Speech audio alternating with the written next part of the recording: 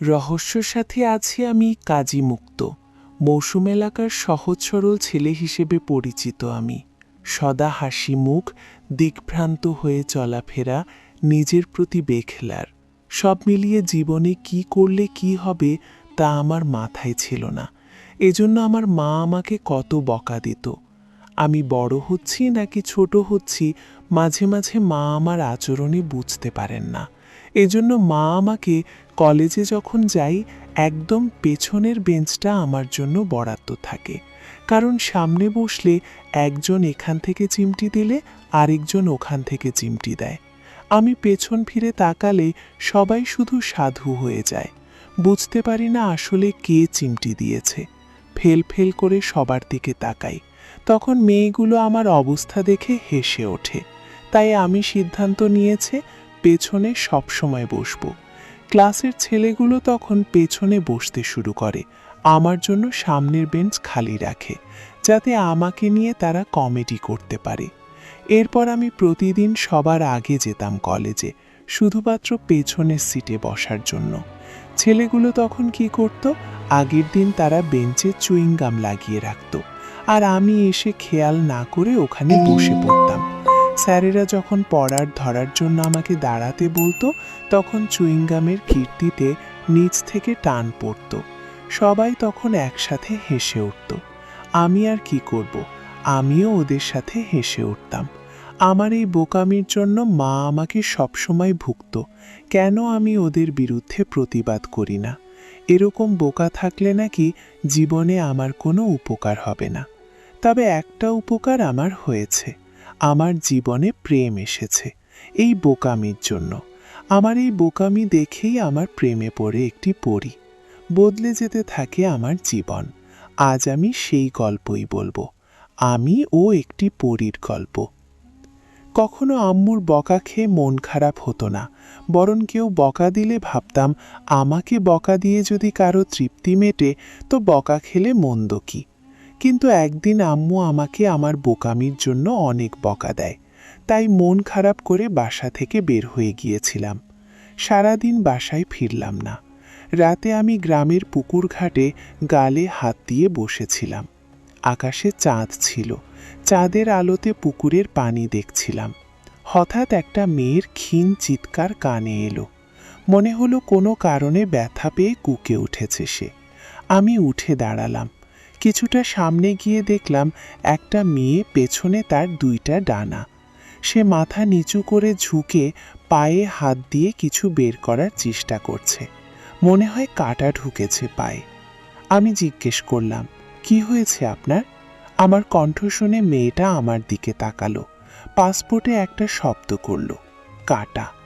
চাঁদের আলো মেয়েটার মুখে পড়েছে। আমার মনে হলো এত অপরূপ মেয়ে পৃথিবীতে আর একটাও নেই। কিছুক্ষণ ওর মুখের দিকে তাকিয়ে আমি বললাম, কই হাত সরান তো, আমি বের করতে পারি কিনা দেখি। আচ্ছা একটু বের করে দেন না, নরম কণ্ঠে বলল মেয়েটা। আমি হাঁটু গেড়ে বসে মেয়েটার ফর্সা পাখানা আমার হাঁটুর উপরে রাখলাম।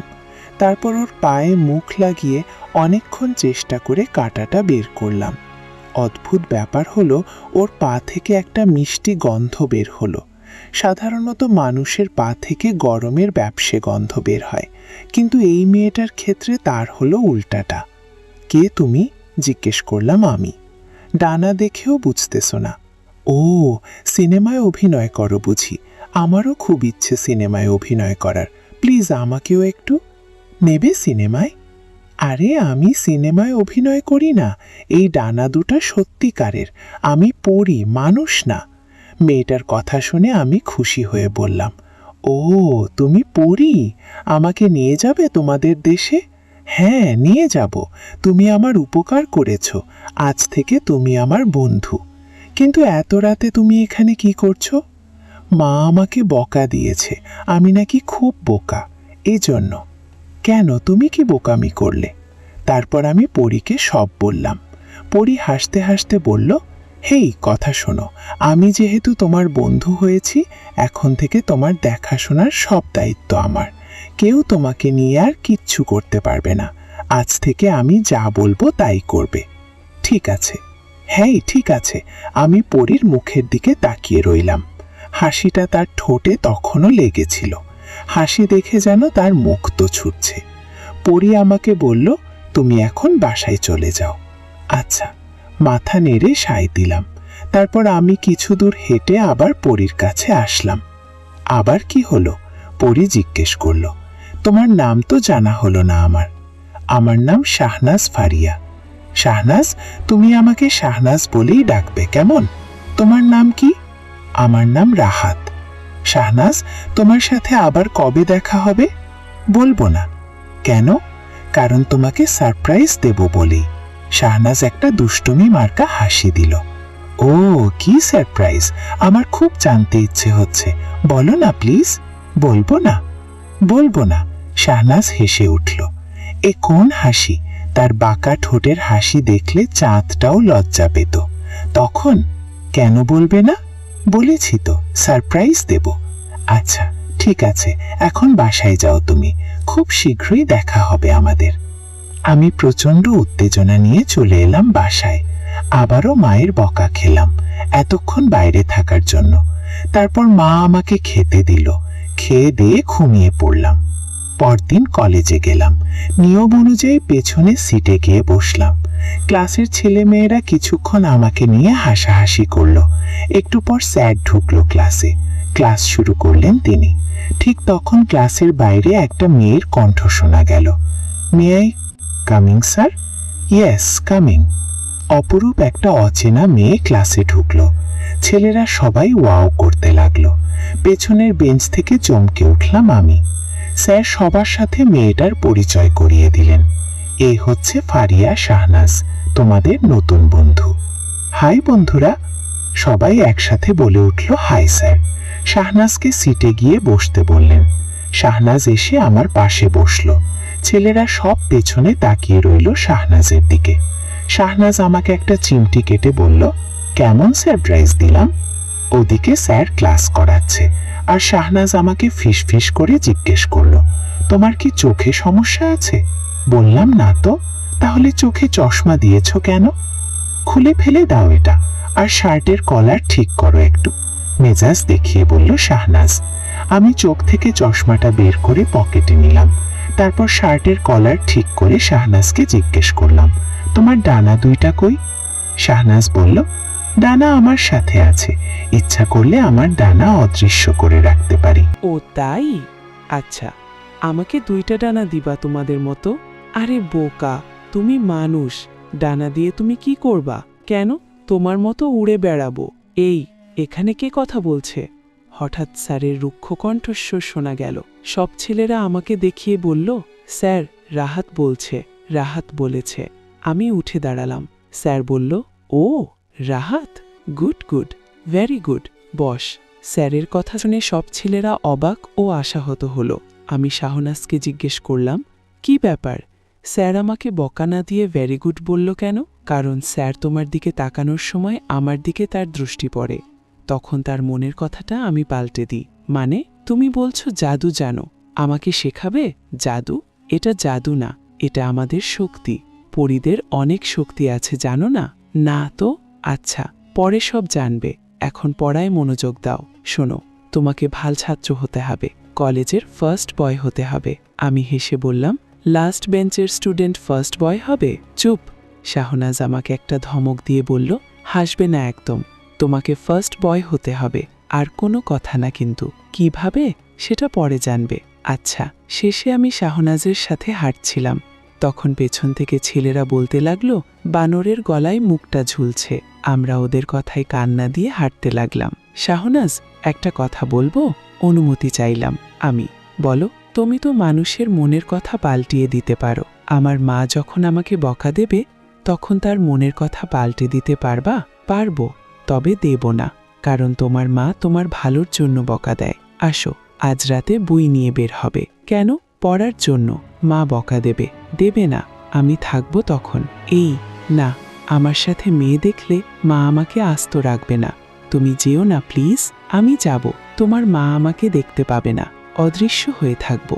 ও, তোমরা বুঝি অদৃশ্য হতে পারো? আমরা তো অদৃশ্যই থাকি, মানুষের সামনে খুব কম আসি। ও আমিও মানুষ না হয়ে তোমাদের মতো হলে ভালো হতো, কারো বকা শুনতে হতো না। আচ্ছা, এখন এসব কথা বাদ, এখন বাসায় গিয়ে ফ্রেশ হয়ে খাওয়া দাওয়া করবে, তারপর ঘুমাবে। কি বলেছি বুঝেছ? বুঝেছি, এই তো গুড বয় বলে শাহনাজ আমার 2 গাল টেরে দিল। উফ, ব্যথা পাচ্ছি তো। আরে গাধা, এটা তোমাকে আদর করছি। ও, এভাবে গাল টেরে বুঝে আদর করে? গাল টেরে ছিঁড়ে ফেলবো।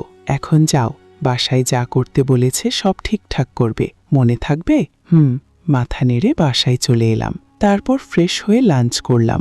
লাঞ্চ করার পর রুমে এসে দরজা লক করে একটা গল্পের বই পড়তে শুরু করলাম। ওটা শেষ করে ঘুমালাম। কতক্ষণ ঘুমিয়েছি জানি না। হঠাৎ অনুভব করলাম কেউ আমাকে কান ধরে টেনে তুলছে। ধরপড় করে উঠে বসলাম বেডের উপর। ভাবলাম মা, কিন্তু শাহনাজকে দেখে অবাক হলাম। তুমি কি করে এলে? অবাক হয়ে জিজ্ঞেস করলাম। শাহনাজ রাগ দেখিয়ে বলল, তার আগে বলো এতক্ষণ কিসের ঘুম? সন্ধ্যা পেরিয়ে গেছে, খেয়াল আছে? ওহ, আমি তো কিছুক্ষণ ঘুমিয়েছি মাত্র।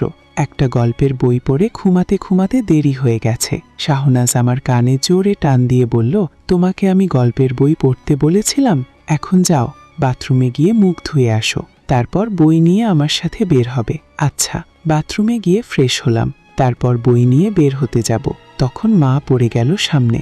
সর্বনাশ, মা দেখে ফেলেছে আমার সাথে একটা মেয়ে। কোথায় যাচ্ছিস? জিজ্ঞেস করল মা। মা বাইরে বেরোচ্ছি একটু পড়ার জন্য। আচ্ছা যা। আশ্চর্য, মা কত সহজে রাজি হয়ে গেল, আর আমার সাথে শাহনাজকে দেখেও কিছু বলল না। কথাটা শাহনাজকে জিজ্ঞেস করতে শাহনাজ বলল, তোমার মা আমাকে দেখতে পায়নি। আমরা যাকে দেখা দেব ইচ্ছে করি শুধুমাত্র তারাই আমাদের দেখতে পায়। কথা বলতে বলতে আমরা ওই দিনের পুকুর পাড়ে চলে এলাম। তারপর শাহনাজের পেছনে 2টা ডানা মিলে গেল। শাহনাজ বলল, উঠো আমার পিঠে। ওহ, আমার ভয় করে। উঠবে নাকি কান ধরে তুলব? আচ্ছা উঠছি, কিন্তু তুমি তো আমাকে পড়ার জন্য নিয়ে এসেছো। তাহলে শোনো, পড়ার জন্য চাই একটা সুন্দর পরিবেশ। তুমি আমার পিঠে উঠে সারা আকাশ জুড়ে ভাসতে ভাসতে চাঁদের আলোতে পড়বে। এর চেয়ে সুন্দর পরিবেশ আর কি হতে পারে? ও, তাহলে ঠিক আছে। আমি শাহনাজের পিঠে উঠলাম। শাহনাজ আমাকে নিয়ে উড়াল দিল আকাশে। শাহনাজ আমাকে নিয়ে অনেক উপরে উঠে গেল। আকাশে ভাসতে লাগলো সে, আর আমি চারপাশে তাকিয়ে তাকিয়ে দেখছিলাম। হঠাৎ শাহনাজ একটা ধমক দিয়ে বলল, এই, বড় বড় করে পড়ো, নইলে এখান থেকে ফেলে দেব। আমি নিচের দিকে তাকালাম। মাটি দেখা যাচ্ছে না, তার মানে আমরা মাটি থেকে অনেক উপরে। এখান থেকে যদি শাহনাজ আমাকে ফেলে দেয় তাহলে আমার হাড্ডি শুদ্ধ খুঁজে পাওয়া যাবে না। শাহনাজের ধমকে ভয় পেয়ে গেলাম। বড় বড় করে পড়তে লাগলাম। সত্যি, এমন পরিবেশে পড়াগুলো যেন নিচ থেকে মুখস্থ হতে চায়। এভাবে প্রতি রাতে আমরা আকাশে ভেসে বেড়াতাম। অন্ধকার রাতগুলোতে শাহনাজ আমাকে একটা চশমা দিত। এটা এমন একটা চশমা যেটা চোখে লাগালে অন্ধকারে সবকিছু দেখা যেত। সেই চশমা চোখে লাগিয়ে আমি অন্ধকার রাতে আকাশে ভেসে ভেসে পড়া শিখতাম। মাঝে মাঝে না পড়লে শাহনাজের বকা খেতাম। ক্লাসের সব পড়া দিতে পারি। এখন পেছনের বেঞ্চ ছেড়ে সামনের বেঞ্চে বসি। কেউ বেঞ্চে চুইংগাম লাগিয়ে রাখলে শাহনাজ কিভাবে যেন চুইংগামগুলো যে লাগায় তার চুলে লাগিয়ে দেয়। ওগুলো তখন অনেকেই চুল থেকে চুইংগাম ছাড়াতে না পেরে মাথা ন্যাড়া করে ফেলে। এরপর থেকে কেউ আর আমার বসার জায়গায় চুইংগাম লাগিয়ে রাখে না। শাহনাজকে আমার সাথে বেশি মিশতে দেখে কলেজের সব ছেলেরা আমাকে হিংসা করতে লাগলো। কেউ কেউ আমার চরম শত্রু হয়ে দাঁড়িয়েছে। একদিন কয়েকটা ছেলে আমাকে মারার জন্য কলেজের মাঠে দাঁড়িয়েছিল। পাশ দিয়ে আমি হেঁটে যাওয়ার সময় আমার পথ আটকানো তারা। একজন আমার দিকে তাকিয়ে মেজাজ দেখিয়ে বলল, এই, শাহনাজের সাথে তোর এত কথা কিসের? আমি বললাম, ও আমার বন্ধু। কিসের বন্ধু? তুই ওর সাথে কথা বলবি না, আর ওর সাথে কথা না বললে থাকতে পারবো না আমি।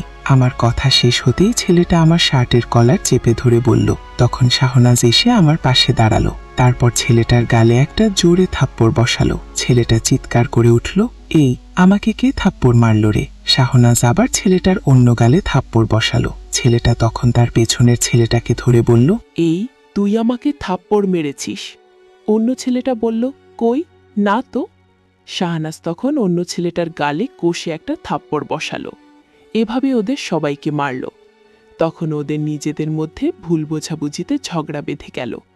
আমি বুঝলাম শাহনাজ এখন আমি ছাড়া আর কেউ দেখতে পাচ্ছে না। ওকে ওদের মাঝে ঝগড়া লাগিয়ে দিয়ে শাহনাজ আমার দিকে তাকিয়ে মৃদু একটা হাসি দিল। তারপর বলল, চলো। আমি শাহনাজকে অনুসরণ করে হাঁটতে লাগলাম। কিছু দূর গিয়ে পেছনে ফিরে দেখলাম ওদের মধ্যে মারামারি লেগে গেছে। শাহনাজ হেসে বলল, ওদিকে তাকানোর দরকার নেই, আরও অনেক কিছু দেখবে এখন তুমি। সোজা বাসায় চলে যাবে, আর যে রুটিন করে দিয়েছি সেই রুটিন অনুযায়ী চলবে। প্রথমে খেয়ে দিয়ে একটু ঘুমাবে, ঘুম থেকে উঠে নিজের ইচ্ছে মতো সময়টা কাটাবে, তারপর রাতে পুকুর পাড়ে আমার সাথে দেখা করবে। বুঝেছ? বুঝেছি। তারপর আমি তো চলে এলাম, শাহনাজার কথা মতো সব করলাম। ইদানিং ওর ওপর বেশি নির্ভর করতে শুরু করেছি আমি, সব কিছু ওর ইচ্ছেতেই হয়। রাতে পুকুর পাড়ে শাহনাজের সাথে দেখা করতে গেলাম বই নিয়ে। শাহনাজ বলল, আজ পড়তে হবে না, আজ পড়া থেকে তোমার ছুটি, আজ তুমি আমার সাথে কথা বলবে শুধু। আমি বললাম, কি কথা? আমি তো তেমন কোনো কথা বলতে পারি না। শাহনাজ আমার 2 গাল টেনে বলল, আমার সাথে আজ রাতে প্রেম করবা, বুঝেছ? উফ, তুমি গাল টেনো কেন? আমি কি ছোট বাচ্চা? তুমি ছোট বাচ্চা, দরকার হলে তোমার গালে কামড় দিব, কিচ্ছু বলতে পারবে না তুমি। আমি গালে হাত দিয়ে শাহনাজের দিকে বোকার মতো। শাহনাজ ধমক দিয়ে বলল, গাল থেকে হাত ছাড়াও। কেন? ভয় ভয়ে জিজ্ঞেস করলাম। কামড় দিব তাই না? প্লিজ, ব্যথা পাবো। হাত সরাতে বলেছি, আওয়াজটা বড় করে বলল শাহনাজ। ভয়ে ভয়ে গাল থেকে হাত সরালাম, মনে মনে বলতে লাগলাম, আল্লাহ কামড়টা যেন আসতে দেয়। পরীদের দাঁতে বিষ টিষ আছে কিনা কে জানে, থাকলে তো শরীরে বিষ ক্রিয়ার হয়ে মারা যাব। চোখ বন্ধ করে আল্লাহ করতে লাগলাম, ভয় কেঁপে উঠলাম আমি চোখ খুলে বোকার মতো শাহনাজের দিকে তাকিয়ে জিজ্ঞেস করলাম, হাসছ কেন তুমি? তুমি ভয় পেয়েছ তাই না? উল্টো জিজ্ঞেস করল শাহনাজ। অনেক ভয় পেয়েছে। আমি তোমার জন্য আজ অনেক গিফট এনেছি, দেখি। শাহনাজ কোথা থেকে যেন একটা প্যাকেট বের করে আমার হাতে দিল। কি এটা? জিজ্ঞেস করলাম আমি। এখানে এক সেট জামা আছে, এটা পরে কাল কলেজে যাবে। আর একটা পারফিউম আছে, ঘড়ি আছে, মাথায় দেওয়ার জন্য তেল আছে। কোথায় পেয়েছো এগুলো? এগুলো আমাদের দেশ থেকে এনেছি। এখন পা 2টা লম্বা করে দিয়ে মাথাটা আমার কোলে রাখো। কেন? দেখব, আমার প্রেমিক সোনাকে একটু প্রাণ ভরে দেখব। প্রেমিক সোনাকে? এই যে রাহাত বাবু, এটা আমার প্রেমিক সোনা। যা, আমি প্রেম করতে জানি না। তুমি তো বাচ্চা, কিছুই জানো না তুমি। এখন আসো, আমার কোলে মাথা রাখো। আমি পুকুর পাড়ে বসার আসনে লম্বা হয়ে শুয়ে শাহনাজের কোলে মাথা রাখলাম। শাহনাজ মুখটা আমার খুব কাছে নিয়ে এসে বলল, আমার মুখের দিকে তাকিয়ে থাকো কিছুক্ষণ। তারপর বলল, কি দেখতে পাচ্ছ? আমি বললাম, একটা নাক, একটা মুখ, 2টা চোখ দেখতে পাচ্ছি। ধুর বোকা, এগুলো ছাড়া কি দেখতে পাচ্ছ? আর কিছু দেখছি না আমি। শাহনাজ আমার ডান পাশের কানটা টেনে ধরে ধমক দিয়ে বলল, আর কিছু দেখতে পাচ্ছ না তাই না? ব্যথা পেয়ে বললাম, সত্যি কিছু দেখছি না, কান ছেড়ে দাও, ব্যথা পাচ্ছি তো। তারপর আমার কানে তার মুখ নিয়ে ফিসফিস করে বলল, ভালোবাসা দেখতে পাচ্ছ না? আমি হেসে বললাম, দূর বোকা, ভালোবাসা কি দেখা যায়? শাহনাজ আমার মাথায় হাত বুলাতে বুলাতে বলল, দেখা যায়, মনের চোখ দিয়ে দেখতে হয়। চলো, আজ তোমাকে আকাশে ভেসে ভেসে প্রেম করব। উঠে দাঁড়াও। আমার হাত 2টা সামনে টেনে নিয়ে ডানা 2টা মেলে দিল শাহনাজ। ধীরে ধীরে শাহনাজ উপরে উঠতে লাগলো আমাকে নিয়ে। চারপাশে শীতল হাওয়া বইতে লাগলো। শাহনাজের চুলগুলো আমার মুখে এসে পড়ল।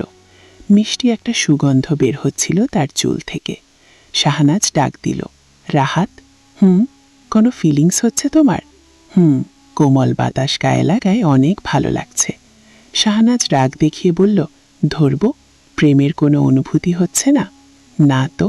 শাহনাজ আমার হাত 2টা আরও শক্ত করে টেনে ধরে বলল, চোখ বন্ধ করে আমার চুলের ঘ্রাণ নাও। চোখ বন্ধ করলে আকাশে তারা দেখব কেমনে? যা করতে বলেছে করো, নইলে কিন্তু এখান থেকে ফেলে দেব। শাহনাজের কথায় ভয় পেয়ে গেলাম। তাড়াতাড়ি চোখ বন্ধ করে ওর চুলের ঘ্রাণ নিলাম। মিষ্টি একটা ঘ্রাণ। কোনো ফিলিংস হচ্ছে এখন? শাহনাজ আবার জিজ্ঞেস করল। কীরকম ফিলিংস? শাহনাজ খুশি হয়ে বলল, মনে হচ্ছে তুমি যে চুলে তেল ব্যবহার করো, ওটা যদি আমিও ব্যবহার করি, তাহলে আমার চুল থেকেও ওরকম সুগন্ধ বের হবে। আমার কথা শুনে শাহনাজ রেগে উঠল। হঠাৎ আমাকে একটা ধমক দিয়ে বলল, আমাকে ভালোবাসতে ইচ্ছে হচ্ছে না? ভালোবাসা কীরকম আমি তো চিনি না। শাহনাজ তখন আমাকে তার পেছন থেকে টেনে সামনে নিয়ে গেল। আমি ভয় পেয়ে গেলাম, ভাবলাম হয়তো সে আমাকে ফেলে দেবে, কিন্তু শাহনাজ তা করল না। আমাকে সে এবার তার বুকে জড়িয়ে নিল।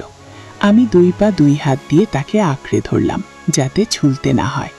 আমি বললাম, ফিলিংস হয়েছে? তোমাকে ভালোবাসতে ইচ্ছে হচ্ছে এখন? বাঁচার জন্য শাহনাজকে মিথ্যে বললাম। শাহনাজ তখন খুশিতে আমাকে শক্ত করে বুকে জড়িয়ে নিল। অনেকক্ষণ আমাকে বুকে জড়িয়ে নিয়ে আকাশে ভেসে বেড়ালো শাহনাজ। তারপর মাটিতে নেমে আসলো। আমি বাসায় চলে আসলাম। খেয়ে দিয়ে ঘুমাতে যাব, দেখি শাহনাজ আগে থেকেই আমার বেডে শুয়ে আছে। দরজা লক করে আসো, আমাকে দেখে বলল শাহনাজ। আমি দরজা লক করে এসে বিছানায় বসলাম। তারপর শাহনাজকে জিজ্ঞেস করলাম, তুমি এখানে কেন? আজ আমার প্রেমিক সোনাকে জড়িয়ে ধরে ঘুমাবো বলে এসেছি আমি। আর কিছুই বললাম না। ওর কথার বিরুদ্ধে গেলে হয় কান টানা দেবে, আর না হয় গালে কামড় দেবে। তাই বাধ্য হয়ে শাহনাজের পাশে গিয়ে শুয়ে পড়লাম আমি। আমি তোমার চুলে হাত বুলিয়ে দিব, দেখবে তুমি একটু পরেই ঘুমিয়ে পড়েছ, বলে আর অপেক্ষা করল না শাহনাজ। আমার মাথায় হাত বুলাতে শুরু করল। সত্যি তার হাতে যেন জাদু আছে। অল্প কিছুক্ষণের মধ্যেই আমি ঘুমিয়ে পড়লাম। গভীর রাতে আমার ঘুম ভেঙে যায়। দেখলাম শাহনাজ আমার বুকে ঘুমিয়ে আছে। তাকে আমার বুক থেকে নামিয়ে বেডে শুয়ে দিলাম। তার মুখের দিকে নজর গেল আমার। ঘুমন্ত শাহনাজের রূপ অনেক বেড়ে গেল। মাথার একপাশে চুলগুলো তার মুখে এসে পড়ায় অপূর্ব লাগছিল। তাকে পরদিন শাহনাজের জামা প্যান্ট পরালাম, হাতে ঘড়ি আর চুলের তেল দিলাম।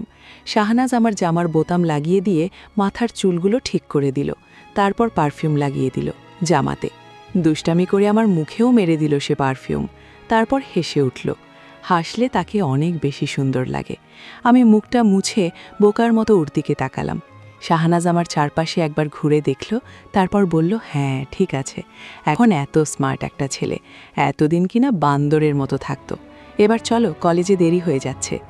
বাসা থেকে বের হবার সময় আমার পরিবারের সবাই হাঁ করে তাকিয়ে থাকলো আমার দিকে। আমি জিজ্ঞেস করলাম, কি ব্যাপার, এভাবে হাঁ করে তাকিয়ে আছো কেন সবাই? আমার এক ভাবি মুখে হাত দিয়ে অবাক হয়ে বলল, হাই হাই, এটা আমাদের রাহাত সাহেবনি? কেন, নতুন দেখছো নাকি আমাকে? আমাদের দেরি হয়ে যাচ্ছে, আমি যাই। দাঁড়াও দাঁড়াও, ভাবি আমার পথ আটকালো। তারপর আমাকে ভালো করে দেখে নিয়ে বলল, এবার থেকে তোমার ভাইকে ছেড়ে তোমার সাথে প্রেম করতে হবে দেখছি।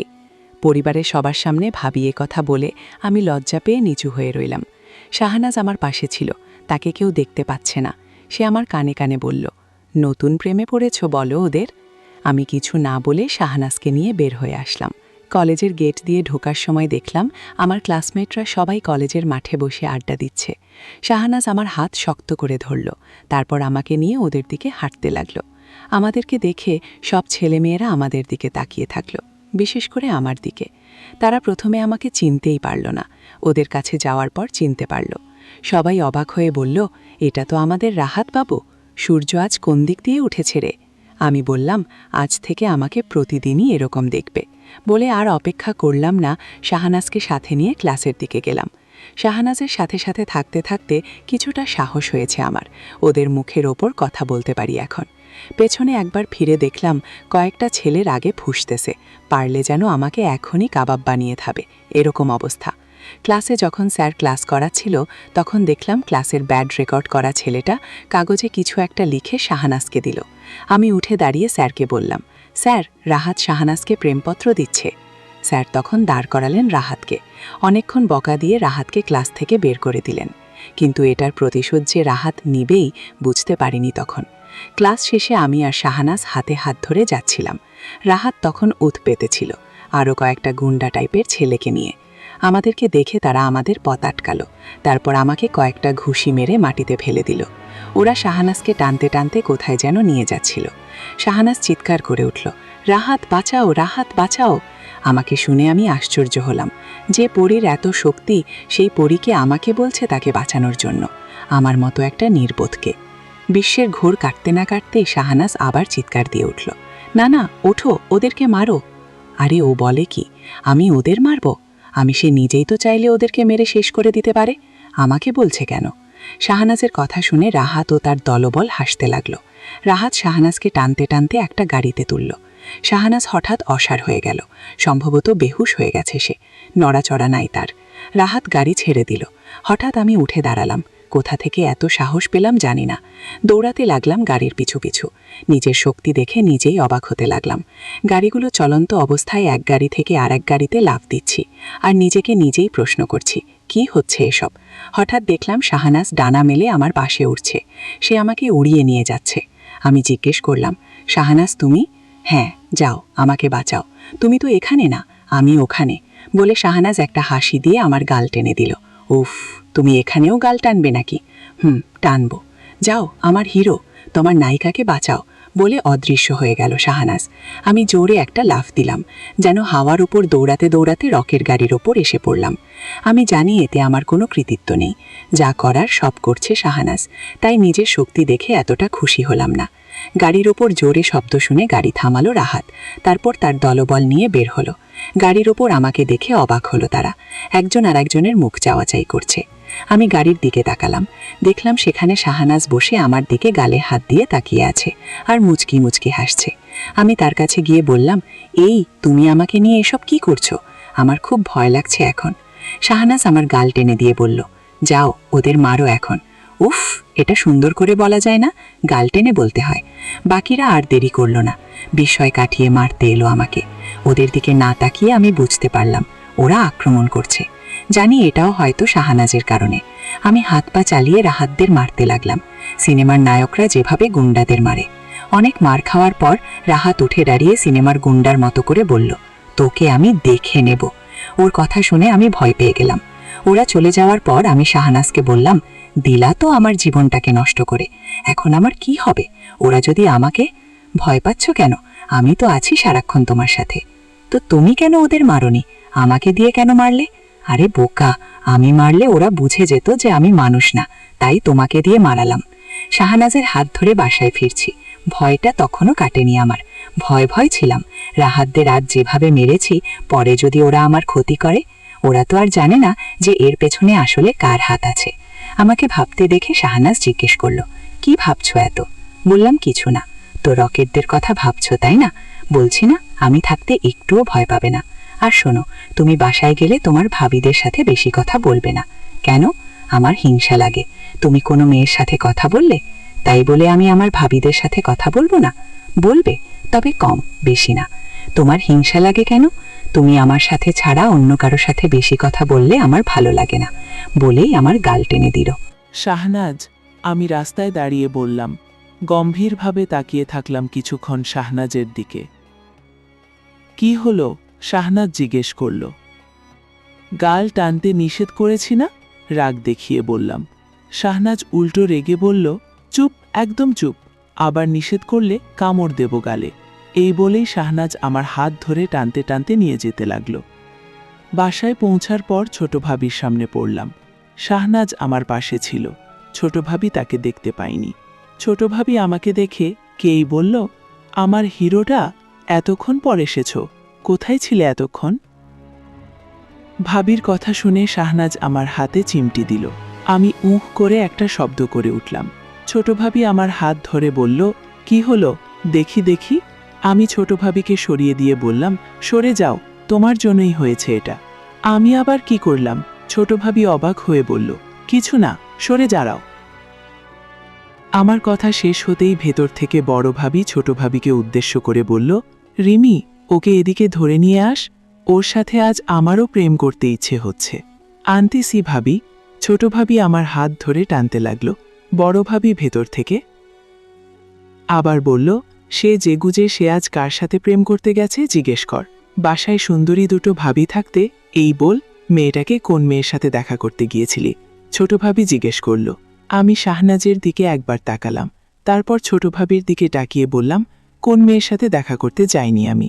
ভেতর থেকে বড় ভাবি এসে আমার কান ধরে বলল, ওই, আমরা দুজন থাকতে তোর আবার মেয়ে লাগবে কেন প্রেম করার? আমি চিৎকার করে মাকে ডাকলাম। মা এসে বলল, কি হয়েছে, চিল্লাচ্ছিস কেন? আমি বললাম, তোমার ছেলের বউদের জ্বালায় না চিল্লাই কি করব? বাসায় আসছি কোথায় খেতে দেবে তা না, একজন আমার হাত ধরে টানছে, আরেকজন আমার কান ধরে টানছে। মা তখন ভাবিদের উদ্দেশ্যে বলল, ওকে টেনে ছেড়ে ফেল, এতক্ষণ কোথায় ছিল জিজ্ঞেস কর। দুই ভাবি তখন হেসে উঠল জোরে। আমাকে নিয়ে দুইজন টানাটানি করতে লাগলো। আমি শাহনাজের দিকে তাকিয়ে দেখলাম শাহনাজ কান্না করছে।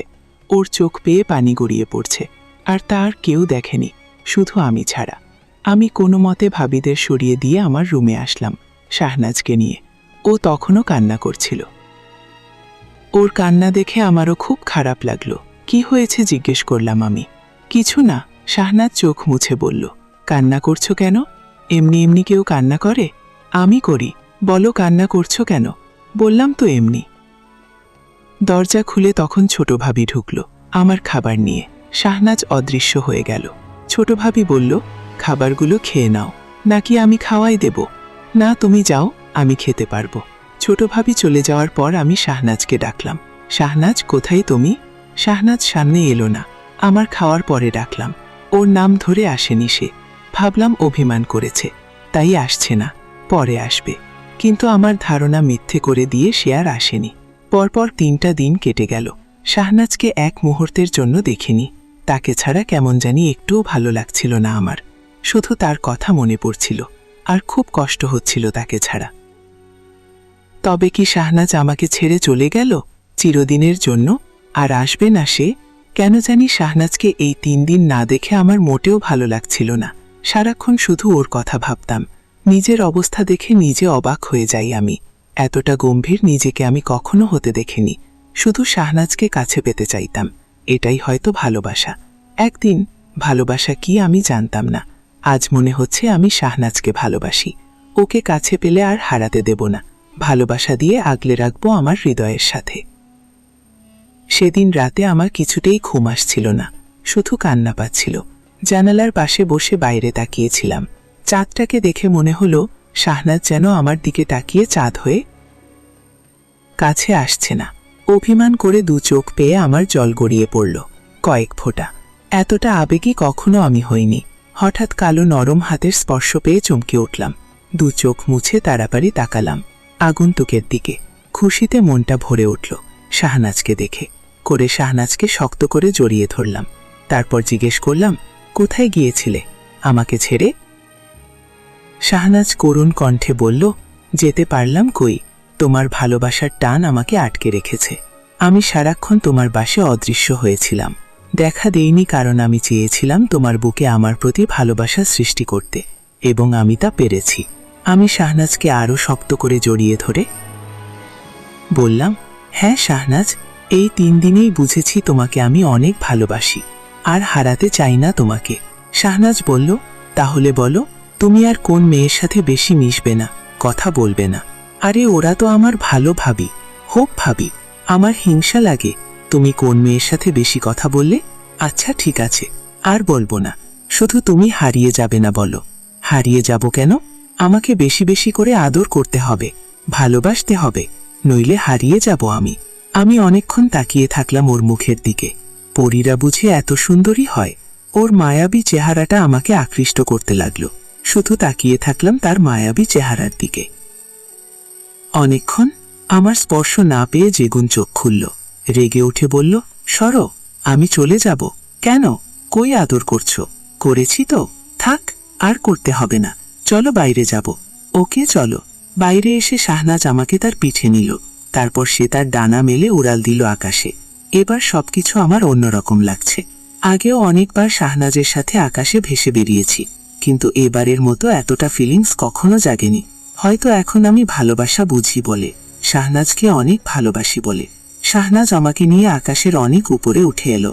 আমি তাকে বললাম, শাহনাজ, আমি পরীর দেশে যেতে চাই। শাহনাজ বলল, না, তোমাকে আমি ওখানে নিয়ে যেতে পারবো না। ওখানে কিছু দুষ্ট জিন আছে, তারা মানুষ দেখলে তাদের ক্ষতি করে। আমি চাই না আমার ভালোবাসার কোনো ক্ষতি হোক। কিন্তু আমি যেতে চাই। তুমি তো বলেছ তুমি থাকতে আমি যেন ভয় না করি। ভয়টা তোমার না, ভয়টা আমার। আমি তোমাকে হারাতে পারবো না। আজ একটা সত্যি কথা বলি। হ্যাঁ বলো। আমি তোমাদের জগতে পালিয়ে এসেছি। পরিদেশে আমার বিয়ে ঠিক হয়েছিল একটা জিনের সাথে। আমার ওই বিয়েতে কোনো ইচ্ছা ছিল না, তাই পালিয়ে আসি এখানে। তুমি আবার চলে যাবে না তো? না, তোমাকে বিয়ে করে মানুষের মতো সংসার করব। সত্যি? হুম হুম, খুশিতে আমি পাগল হয়ে যাব। আর আমি তোমার পাগলি হব। হঠাৎ শাহানাজের প্রতি অনেক ভালোবাসা অনুভব করলাম।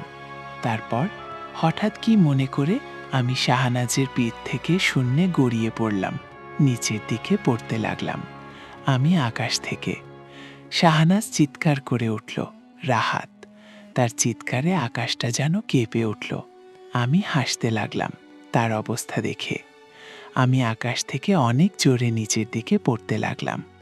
শাহানাজ কাঁদতে কাঁদতে আমাকে ধরার চেষ্টা করতে লাগলো। সে তার গতি বাড়িয়ে দিল। তারপর আমি মাটিতে পড়ার আগ মুহূর্তে সে আমাকে আটকে ফেলল তার বুকে। আমাকে নিয়ে সে মাটিতে নেমে এলো। তারপর আমাকে শক্ত করে জড়িয়ে ধরে কাঁদতে কাঁদতে বলল, কেন এমন করলে? আমি শাহানাজের চোখের জল মুছে দিয়ে বললাম, আমার বিশ্বাস ছিল, আমার ভালোবাসা আমাকে বাঁচাবে। যদি আমি তোমাকে না আটকাতে পারতাম তখন কি হতো? শাহানাজের কান্না বেড়ে গেল আরও। আমি বললাম, তাহলে মরে যেতাম। রাহাত চিৎকার করে উঠল সে। তারপর একটু থেমে বলল, প্লিজ, আমি তোমাকে হারাতে চাই না। তোমাকে হারালে আমিও মরে যাব। শাহানাজের এত ভালোবাসা দেখে আমি কিছুই বলতে পারলাম না। শুধু নির্বাক হয়ে তাকিয়ে থাকলাম তার দিকে, আর তার চোখের জল মোছার ব্যর্থ চেষ্টা করতে লাগলাম। আর সে পুঁপিয়ে কাঁদতে লাগল। শাহানাজকে কোনো মতে শান্ত করে বাসায় ফিরলাম। বাসার সবাই অঘরে ঘুমাচ্ছে, আর আমি শাহানাজকে নিয়ে জানালার পাশে বসে আকাশের চাঁদ দেখছি। একটু পর শাহানাজ আমাকে বেড়ে শুয়ে দিল। আমি তোমার মাথায় হাত বুলিয়ে দিচ্ছি, তুমি ঘুমাও। আমি মাথা কাত করে সাই দিলাম। এরপর সে আমার মাথায় হাত বুলিয়ে দিতে লাগলো। হাতে যেন তার জাদু আছে। একটু পর আমি ঘুমিয়ে পড়লাম। পরদিন কলেজে গেলাম ভয়ে ভয়ে। রাহাত যদি আবার আক্রমণ করে বসে। শাহানাজ আমাকে অভয় দিল। কলেজে এসে দেখলাম রাহাত বা তাদের দলের কেউ আসেনি। হয়তো হাসপাতালে চিকিৎসা নিচ্ছে, কম মার তো খায়নি। ক্লাসে এসে আজ সব কিছু অন্যরকম লাগছে। সবাই নিজ থেকে আমার সাথে কথা বলতে চায়। মেয়েগুলো নিজ থেকে আমার সাথে বন্ধুত্ব করতে চায়। সবারই পরিবর্তনে আমি অবাক হয়ে গেলাম। এতদিন এদের সবার কাছে আমি ছিলাম ঠাট্টার বস্তু। আমাকে নিয়ে এরা মজা করত। আজ হঠাৎ এমন কি হলো, এরা সবাই আমার সাথে বন্ধুত্ব করতে চায়। ক্লাসে ডঙ্গি মেয়ে খ্যাত তন্নি ইশরাত এগিয়ে এলো আমার দিকে। ডান হাতটা আমার দিকে বাড়িয়ে দিয়ে বলল, হাই হিরো, কেমন আছো? আমি অবাক হয়ে তার সাথে হ্যান্ডশেক করে বললাম, ভালো আছি। আজ হঠাৎ আমার সাথে এভাবে কথা বলছো যে তোমরা? ইশরাত বলল, কারণ আছে বস। কাল তুমি যে অ্যাকশনটা দেখাইলে না, আমরা তোমার ফ্যান হয়ে গেছি। মানে? অবাকের মাত্রা বেড়ে গেল আমার। ইশরাত একটু হেসে বলল, মানে তুমি কাল রাহাতের রামধোলাই করেছিলে, তাই না? তখন আমি আমার গাড়িতে ছিলাম। গাড়ি থেকে তোমার অ্যাকশন সিনটা ভিডিও করে এদের সবাইকে দেখিয়েছি। সবাই তো তোমার ভক্ত হয়ে গেল দেখে। এতদিন তোমার এই রূপটা কোথায় ছিল বস? এতক্ষণে আমি বুঝতে পারলাম এরা সবাই আমার সাথে ভাব মিলাতে চায় কেন। ইশরাতের কথা জবাবে বললাম, ও সব কিছু না। রাহাত তার দলবল নিয়ে শাহানাজকে তুলে নিয়ে যাচ্ছিল, তাই একটু প্রতিদান দিলাম। ও গ্রেট, আমি তো পুরে মুখ হয়ে গিয়েছিলাম তোমার ফাইট দেখে। তাই? আমি কি তোমার বেস্ট ফ্রেন্ড হতে পারি? ইশরাতের কথা শুনে শাহানাজের কথা মনে পড়ল। এর সাথে কথা বললে শাহানাজ রেগে যাবে। শাহানাজের কথা মনে পড়তে খেয়াল হলো শাহানাজ আমার পাশে নেই। এতক্ষণ তো আমার সাথে ছিল। ও এখন কোথায় গেল? নিশ্চয়ই রাগ করেছে। আমি মেয়েদের সাথে কথা বলেছি তাই। তাকে খোঁজার জন্য ক্লাসের বাইরে যাচ্ছিলাম। তখন পেছন থেকে এসে বলল, কি হলো? কিছু না বলে চলে যাচ্ছ যে? আমি না থেমে বললাম, না, তোমার সাথে আমি কথাও বলতে চাই না। বাইরে এসে শাহানাজকে খুঁজতে লাগলাম। খুঁজতে খুঁজতে শাহানাজকে পেয়ে গেলাম। সে কলেজ থেকে চলে যাচ্ছিল। আমি দৌড়ে গিয়ে তাকে আটকালাম। দেখলাম তার চোখে কিছুটা জল জমে আছে। আমি তা মুছে দিয়ে বললাম, শাহানাজ, এই সামান্য বিষয়ে তুমি এত রিঅ্যাক্ট করছো কেন? শাহানাজ কেঁদে কেঁদে বলল, এটা সামান্য বিষয়। মেয়েগুলো তোমাকে যেভাবে ঘিরে ধরেছে, কোথায় ছিল এতদিন তারা? কোথায় ছিল এতদিন তাদের বন্ধুত্ব? আজ কেন ওরা বন্ধুত্ব করতে চায়? আমি শাহানাজকে কোনো মতে থামিয়ে বললাম, শাহানাজ, আমি জানি এরা সুষমের বন্ধু, এরা কেউ প্রকৃত বন্ধু না। তাই এদের মুখের উপর বলে দিয়েছি আমি এদের সাথে বন্ধুত্ব করব না। এখন ক্লাসে চলো। আজ ক্লাস করতে হবে না, চলো ফিরে যাই, ভালো লাগছে না। শুনেছি ফাইনাল পরীক্ষার নোটিশ দিয়েছে আজ। আমি পড়েছি নোটিশটা, তোমাকে আর পড়তে হবে না। এখন বাসায় চলো, বাসায় বসে বসে পড়বা। আচ্ছা। বাসায় চলে এলাম। কয়েকদিন পর আমাদের ফাইনাল পরীক্ষা শুরু হবে, তাই ভালো করে পড়তে হবে। শাহানাজ চায় আমি সবার চেয়ে যেন ভালো রেজাল্ট করি, তাই সে সারাক্ষণ আমার পাশে বসে আমাকে পড়তে উৎসাহ করে। সে পাশে থাকলে সব পড়া আমার সহজ মনে হয়। রাতের বেলা সে আমাকে নিয়ে আকাশে ভেসে বেড়ায়, আমার সাথে থাকে বই। আকাশে ভাসতে ভাসতে আমি পড়ি। এখন আর কোনো পড়া কঠিন লাগে না। অবশেষে আমি পরীক্ষা দিলাম। জেরুন পরীক্ষা দিল। আমি বুঝলাম না সে না পড়ে কিভাবে পরীক্ষা দিল, কিন্তু রেজাল্ট দেখে তো আমি অবাক। আমি সবার চেয়ে ভালো রেজাল্ট করেছি, এজন্য আমি মোটেও অবাক হইনি। আমার পরের অবস্থানে আছে শাহানাজ, এটা দেখে আমার অবাক লাগলো। পড়ি বলে সে কি না পড়েই ভালো রেজাল্ট করবে, নাকি এটা তার কোনো শক্তি? এটা শাহানাজকে জিজ্ঞেস করতে সে বলল, আমি চাইলে তোমাকেও পড়তে না দিয়ে রেজাল্ট ভালো করতে পারতাম, কিন্তু এতে তোমার মেধা বিকশিত হতো না, তাই তোমাকে ভালো করে পড়তে বলেছিলাম। আজ তুমি ভালো রেজাল্ট করেছো, বলো তুমি আমার কাছে কি চাও? আমি যা চাই তাই দেবে তো? দেব। আমি শাহানাজের দুই বাহু আমার দুই হাত দিয়ে ধরে বললাম, আমি পরীর দেশে যেতে চাই। আমার কথা শুনে শাহানাজ অনেকক্ষণ আমার দিকে তাকিয়ে থাকলো, কোনো কথা বলতে পারল না সে। অনেকক্ষণ পর সে বলল, বেশ, নিয়ে যাব পরীর দেশে, আজ রাতেই নিয়ে যাব। সেদিন রাতে আমি রেডি হয়েছিলাম পরীর দেশে যাওয়ার জন্য। অনেকক্ষণ অপেক্ষা করে থাকলাম শাহানাজের জন্য। শাহানাজ আসছে না। তারপর গভীর রাতে শাহানাজ আসে আমার কাছে। চেহারা দেখে বোঝা গেল এতক্ষণ সে কান্না করেছে। তাকে জিজ্ঞেস করলাম, আসতে এত দেরি হলো কেন? এতক্ষণ আল্লাহর কাছে প্রার্থনা করছিলাম তোমার যেন কিছু না হয়, আমার জীবনের বিনিময় হলেও যেন তোমায় আমি রক্ষা করতে পারি। তাড়াতাড়ি আসো, এক্ষুনি আমাদের রওনা দিতে হবে। আমি শাহনাজের পিঠে উঠলাম। শাহনাজ ডানা মেলে দিয়ে ধীরে ধীরে উপরে উঠতে লাগলো। আমাকে নিয়ে অনেকক্ষণ কোনো কথা হয়নি আমাদের মাঝে। অনেকক্ষণ পর আমি মুখ খুললাম, কি ব্যাপার শাহনাজ, কোনো কথা বলছো না যে? না, এমনি। শক্ত করে ধরো আমাকে। মন খারাপ তোমার? না। তাহলে চুপ কেন? এমনি। হঠাৎ আমার হাতের উপর শাহনাজের অশ্রু পড়ল। চমকে উঠে জিজ্ঞেস করলাম, শাহনাজ, তুমি কান্না করছো? শাহনাজ তখন আমাকে তার পিঠ থেকে টেনে নিয়ে বুকে আঁকড়ে ধরল, তারপর ফুপিয়ে কান্না করতে লাগলো। অনেকক্ষণ আমাকে জড়িয়ে ধরে কান্নার পর শাহনাজ বলল, আমি তোমায় হারাতে পারবো না, প্লিজ ফিরে চলো। শাহনাজের চোখের দিকে তাকালাম আমি, অথচ ধারায় জল গড়াতে লাগলো তার চোখ মেয়ে। চাঁদের আলোতে তার চোখের অশ্রুগুলো ঝলমল করে উঠল, আর তার অশ্রুর কাছে আমি হেরে গেলাম। বললাম, ফিরে চলো শাহনাজ, পরীর দেশে যাওয়ার চেয়ে তোমার প্রতি ফোঁটা চোখের জল আমার কাছে অনেক দামি। পরীর দেশে যাওয়ার শখ মিটেছে আমার। আমি দুঃখিত তোমাকে এতক্ষণ কানানোর জন্য। শাহনাজ হঠাৎ খুশিতে জোরে হেসে উঠল, তারপর আকাশ ফাটিয়ে চিৎকার করে বলল, আই লাভ ইউ রাহা, তোমাকে অনেক ভালোবাসি। তার চিৎকারটা কোনো প্রতিধ্বনি না তুলেই মিলিয়ে গেল আকাশে। তারপর সে আমাকে নিয়ে নিচে নেমে আসলো। পুকুর পাড়ে এসে বসলাম দুইজনেই। শাহনাজ আমাকে তার গোলে মাথা রেখে শুইতে বলল, আমি তাই করলাম। তারপর সে তার ডান হাতটা গালে দিয়ে কনুইটা আমার বুকের ওপর রেখে মুগ্ধ দৃষ্টিতে তাকিয়ে থাকলো আমার দিকে।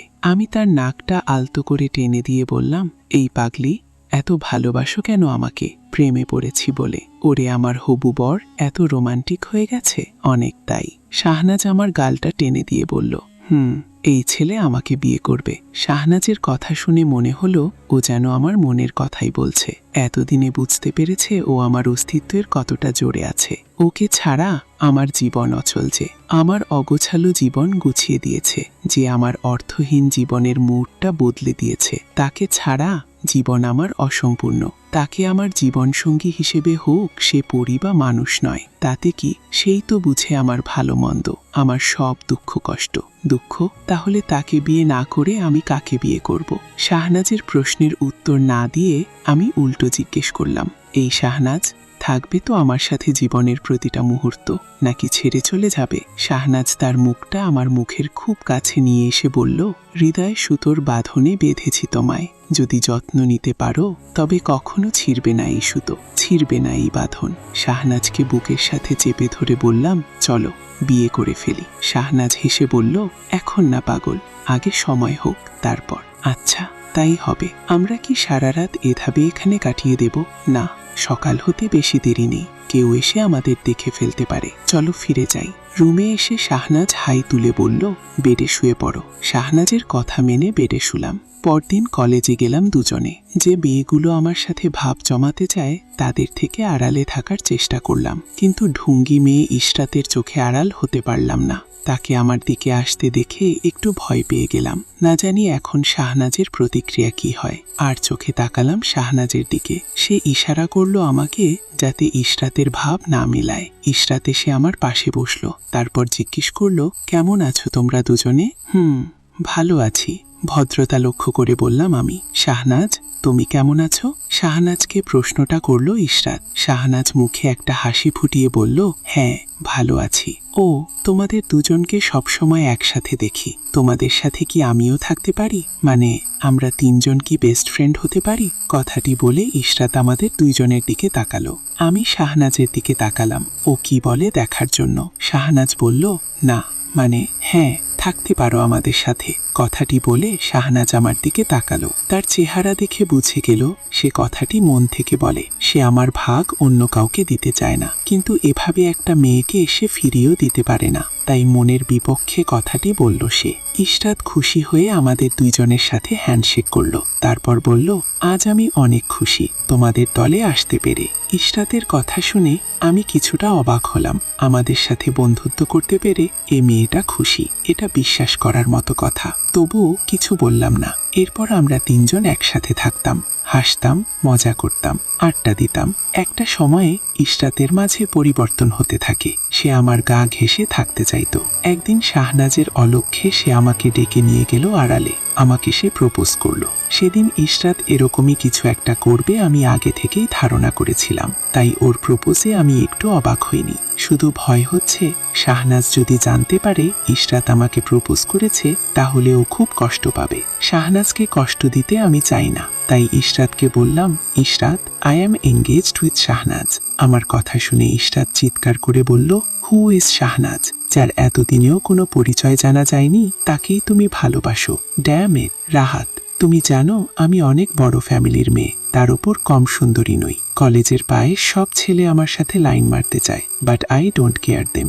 আজ প্রথম কোনো ছেলেকে আমি প্রপোজ করলাম, তাই আমি চাই তুমি আমাকে অ্যাকসেপ্ট করো। এটা সম্ভব না ইশরাত। I love Shahnaz.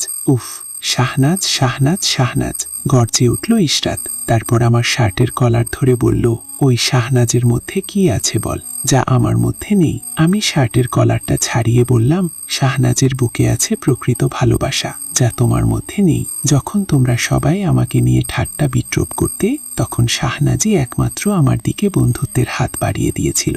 আমার অগোছালো জীবনটা গুছিয়ে দিয়েছে সে। ওহ কাম অন ম্যান, আমার সেই পুরনো কথা। বর্তমান নিয়ে কথা বলো রাহাত। বর্তমানে আমি তোমাকে ভালোবাসি এবং আমি তোমাকে চাই। কোনো বংশ পরিচয়হীন মেয়ে তোমাকে পাবে না। ইশরাতের মুখে শাহনাজকে নিয়ে এমন কথা আমার সহ্য হলো না, তাই ঠাস করে একটা চড় বসাই দিলাম ইশরাতের গালে। ইশরাত গালে হাত রেখে রাগে খুঁজতে লাগলো। আমি বললাম, দেখো ইশরাত, শাহনাজকে নিয়ে কোনো বাজে কথা বলবে না। ইশরাত আবারও আমার শার্টের কলার ধরে বলল, আমিও দেখে নেব শাহনাজ কি করে তোমাকে আমার কাছ থেকে কেড়ে নেয়। কথাটি বলে ইশরাত চলে গেল। আমি নিজেকে নিজে বললাম, রাহাত সাবধান, এই মেয়ে থেকে নিরাপদ দূরত্ব বজায় রাখতে হবে। শাহনাজকে হঠাৎ আমার দিকে এগিয়ে আসতে দেখে বললাম, ভাগ্যিস ইশরাত চলে গেছে, নয়তো আজ একটা সিন ক্রিয়েট হয়ে যেত। শাহনাজ এসে বলল, কি ব্যাপার, তুমি এখানে কি করছো? আমি আমতা আমতা করে বললাম, না মানে কিছু না। তুমি কি কিছু লুকাচ্ছ? কি লুকাবো? পরীরা তো সব জানে, কি আর লুকাবো তোমার কাছ থেকে? পরীরা অন্তর্যামী নয় যে সব জানবে। বলো কি লুকাচ্ছ? আরে কি শুরু করলে তুমি? আমি আবার কি লুকাবো? সত্যি তো? খুব ভালোবাসি তোমায়, হারাবে না তো? না, আমি শাহনাজের রাহাত হয়ে থাকতে চাই আজীবন। আমার খুব ভয় হয়, শুধু মনে হয় আমি তোমাকে হারিয়ে ফেলব। ওসব চিন্তা ভুলেও করবে না। আর সত্যি পাবো তোমায় আমার করে? পাবে। আমার কথা শুনে শাহনাজ মৃদু হাসল। আমার তখন মনে হলো জগতের শ্রেষ্ঠ হাসিটা যেন বিধাতা ওর ঠোঁটে নিজ হাতে এঁকে দিয়েছে। আমার শুধু একটাই প্রার্থনা, এই হাসি মুখ যেন কখনো ম্লান না হয়। এর কয়েকদিন পর কলেজে আবার উৎপাত শুরু হলো লাহাতদের। মাঝখানে কিছুদিন উধাও হয়ে গিয়েছিল সে। এখন কলেজে এসে শেষে আবারও শাহনাজকে নিয়ে খারাপ কথা বলতে থাকল। শাহনাজকে নিয়ে কেউ কিছু বললে এখন আমার একদমই সহ্য হয় না। এখন আমার অনেক সাহস হয়েছে শাহনাজের সাথে থাকতে থাকতে। সে সাহসের ফলস্বরূপ রাহাতকে মারতে যেতে চাইলে শাহনাজ আমাকে বাধা দেয়। সে বলে, রাহাত, এটা নিয়ে তোমাকে কিছু করতে হবে না, যা করার আমি করব। রাহাতর সাথে ইদানিং ইশরাতকেও মিশতে দেখা যায়। জানি না তাদের মধ্যে কি হয়েছে, তবে এটা ধারণা করা যায় ইশরাত রকের সাথে মিশছে তার পেছনে একটাই কারণ, আমাকে আর শাহনাজকে আলাদা করার। রাহাত এবং ইশরাত একদিন সফল হলো আমাকে আর শাহনাজকে আলাদা করতে। কিভাবে? একদিন ইশরাত এলো আমার কাছে ক্ষমা চাইতে। আমি ভাবলাম ও হয়তো ওর ভুল বুঝতে পেরেছে, তাই ওকে ক্ষমা করে দিলাম। আগের মতোই সে আমার বন্ধু হলো। এটাই ছিল আমার ভুল, ওকে বিশ্বাস করা। বিশ্বাসের মূল্য সে দেয়নি। বন্ধুভাবে ওর সাথে একদিন একটা রেস্তোরাঁয় নাস্তা করতে ঢুকলাম। আগে থেকেই প্ল্যান করা ছিল ওর। সে আমার খাবারে নেশা জাতীয় কিছু একটা মিশিয়ে দেয়। হয়তো ওগুলো খেয়ে অস্বাভাবিক আচরণ করতে লাগলাম। অল্পক্ষণের মধ্যে ঢলে পড়লাম ফ্লোরে। কে বা কারা যেন আমাকে একটা হোটেলের রুমে নিয়ে আসে। পরবর্তীতে আমি আন্দাজ করতে পারি এটা রকেটদের কাজ। তারা আমাকে একটা রুমে নিয়ে আসে। সেই রুমে ইশরাতও আসে। ইশরাত থেকে যায় রুমে, আর রাহাত ডেকে নিয়ে আসে শাহনাজকে। শাহনাজ আমাকে আর ইশরাতকে এক রুমে দেখে রেগে যায়। আমার নেশা কেটে যাওয়ার পর আমি তাকে আটকাতে চেষ্টা করলাম, কিন্তু সে কেঁদে চলে গেল। এরপর আমি ইশরাতর দিকে তাকিয়ে শুধু বললাম, এবার তো তুমি খুশি ইশরাত? শুধু ঠোঁটটা একটু বাঁকা করল। বোঝা গেল সে অনেক খুশি।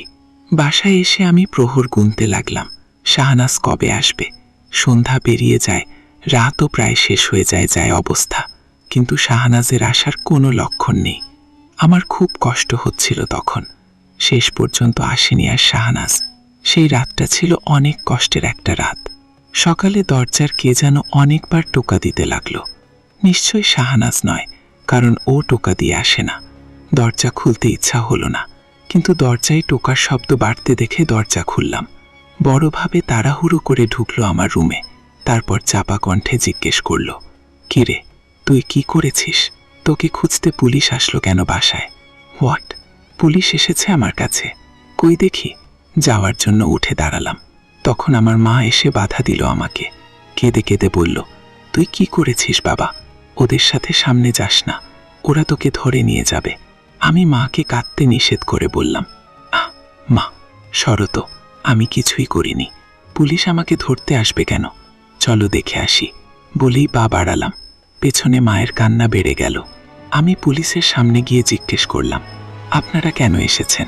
একজন পুলিশ অফিসার আমাকে বললেন, আমরা রাহাতদের হত্যার তদন্ত করতে এসেছি। কথাটি শুনে চমকে উঠে বললাম, হোয়াট? রাহাতদের হত্যা মানে? অফিসারটি আমার দিকে তাকিয়ে বললেন, মিস্টার রাহাত, আজ পুলিশ 5টা লাশ উদ্ধার করেছে। সবাই আপনার ক্লাসমেট, তাদের মধ্যে রাহাত একজন। হোয়াট? কে হত্যা করল ওকে? সেটা জানতেই তো আপনার কাছে এসেছি। দেখুন, আমি এসবের কিছুই জানি না। মিস্টার রাহাত, আমাদের কাছে কিছুই লুকাবেন না, যা জানুন বলে ফেলুন। সত্যি বলছি, আমি কিছুই জানি না। আমাদের কাছে ইনফরমেশন আছে, কিছুদিন ধরে আপনার সাথে রাহাতদের ঝামেলা চলছে, কোথাও এরকমটা নয় তো আপনি জড়িত এই খুনগুলোর সাথে? What nonsense! দেখুন, আপনি প্রমাণ ছাড়া এরকম মন্তব্য করতে পারেন না। প্রমাণ খুব শীঘ্রই পেয়ে যাব।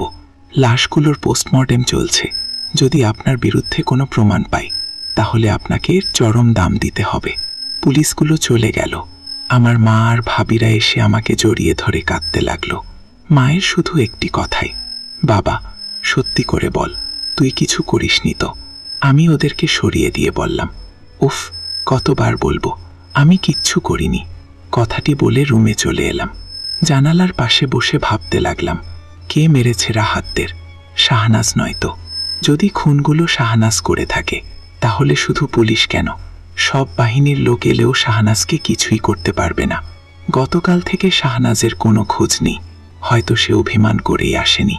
আমাকে অন্য কোনো মেয়ের সাথে একে বেড়ে দেখে তার রাগ হওয়াটাই স্বাভাবিক। ভুল হয়েছে আমার, ইশরাতকে বিশ্বাস করা। বন্ধুত্বের মর্যাদাও দিতে জানে না। এই ভুলটার কারণেই আজ মূল্য দিতে হচ্ছে শাহনাজকে হারিয়ে।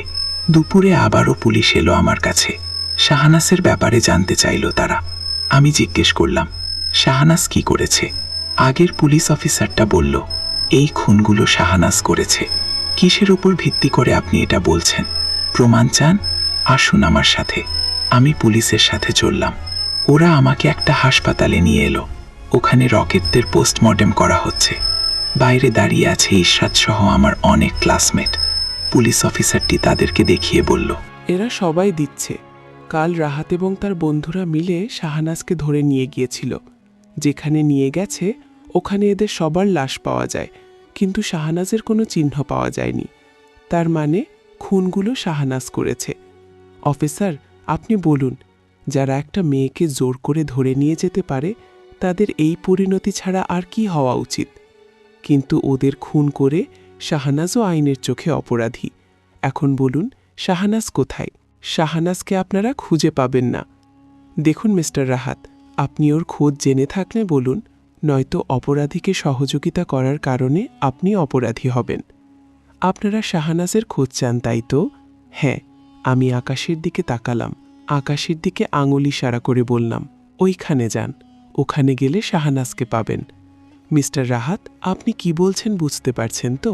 প্লিজ আইনকে সহযোগিতা করুন, অপরাধীকে ধরিয়ে দিন। কি করে ধরিয়ে দেব? ও তো চলে গেছে আমাকে ছেড়ে। আমি নিজেও তো ওকে খুঁজছি, চিৎকার করে বললাম। পুলিশ অফিসারটা অবাক হয়ে জিজ্ঞেস করল, চলে গেছে মানে? কোথায় চলে গেছে? ওই আকাশে। মিস্টার রাহাত, আপনি আবারও ঠাট্টা করছেন। শাহনাজকে আমাদের হাতে তুলে দিন। ওর বিরুদ্ধে অ্যারেস্ট ওয়ারেন্ট আছে। কাকে অ্যারেস্ট করতে চান আপনারা? আপনাদের আইন মানুষ ছাড়া অন্য কোনো প্রাণীর উপর চলে নাকি? মানে কি বলতে চান আপনি? মানে শাহনাজ কোনো মানুষ নয়, ও পরী। আমার কথা শুনে সবাই চমকে উঠে আমার দিকে তাকালো। অনেকক্ষণ কেউ কথা বলতে পারল না। অনেকক্ষণ পর পুলিশ অফিসারটি বলল, মিস্টার রাহাত, আপনি ঠিক আছেন তো? কেন, আপনার কি বিশ্বাস হচ্ছে না আমার কথা?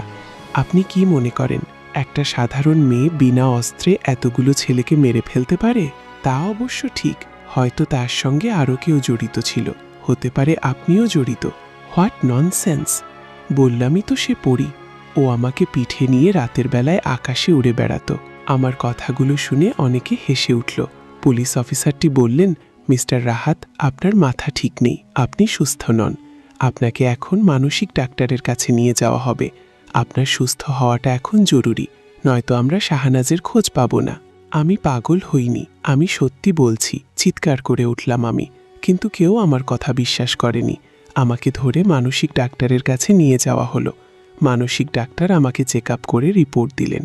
কোনো সমস্যা নেই আমার, সম্পূর্ণ স্বাভাবিক। আমি পুলিশ অফিসার তখন আমাকে আবারও জিজ্ঞেস করতে নিয়ে গেলেন। তিনি আমাকে জিজ্ঞেস করলেন, শাহনাজ আমার সাথে কখন দেখা করতে আসে? আমি বলি, শাহনাজ আমার সাথে সবসময় থাকতো, কিন্তু কাল থেকে সে আসেনি। শাহনাজ যদি আবার আসে তাহলে আমাদেরকে জানাবেন। শুধু শুধু ওকে পরী বলে আইনের হাত থেকে বাঁচাবার চেষ্টা করবেন না। পুলিশ অফিসার কিছুতেই বিশ্বাস করতে চাইল না শাহনাজ পরী। আমি বললাম, ঠিক আছে জনাব, যদি সত্যি সত্যি ওকে দেখেন তাহলে আপনিও বিশ্বাস করবেন সে আসলেই পরী। এখন কি আমি যেতে পারি? হ্যাঁ, যান। বাসায় চলে এলাম আমি। কিছুই ভালো লাগছিল না আমার। শুধু শাহনাজের চেহারাটা আমার চোখের সামনে ভাসত। আমাকে সে ভুল বুঝেছে, ভুলটা ভাঙার সুযোগটাও সে দিল না আমাকে। চলে গেল সে। কি আমায় আসলেই ভালোবাসত, নাকি সব ছলনা ছিল? কিন্তু ওর মাঝে তো কখনো ছলনা দেখিনি। তাহলে চলে গেল কেন? 1 দিন যায়, 2 দিন যায়, 3 দিন যায়, এভাবে অনেক দিন কেটে গেল। শাহনাজ ফিরে আসে না। দিন দিন বুকের ভেতরে কষ্টটা বাড়তে থাকে আমার। নিঃশ্বাস নিতেও কষ্ট হয়। খালি মনে হয় আমি আমার সবচেয়ে বড় সম্পদটা হারিয়ে ফেলেছি। চলে যদি যাবে, তাহলে আমাকে ভালোবেসেছিল কেন? সে মিথ্যা আশা কেন দিয়েছিল? আমি তো এরকম ছিলাম না। সহজ সরল টাইপের একটা ছেলে ছিলাম। ভালোই তো ছিল তখন। কেন সে আমাকে ভালোবাসা শেখালো? ভুল বুঝে। কিন্তু আমার তো কোনো দোষ ছিল না। আদালতে আসামিকেও তো কিছু বলার সুযোগ দেয়া হয়, কিন্তু শাহনাজ আমাকে কিছু বলার সুযোগ না দিয়ে চলে গেল। গেল তো গেল, রাহাতদের সাথে আমাকেও মেরে গেল না কেন? এক রাতে বাসার ছাদে উঠে একা একা দাঁড়িয়ে আকাশ দেখছিলাম। মা এসে ডাক দিল, রাহাত খেতে আয়। মা, আমার ক্ষুধা নেই, জবাব দিলাম আমি। মা আবার বলল, কি হয়েছে তোর? আজ সারাদিন খাসনি আর এখন বলছিস ক্ষুধা নেই? না, নেই। তোর কি হয়েছে আমাকে খুলে বলতো বাবা। তোর এই অবস্থা দেখলে আমার সহ্য হয় না।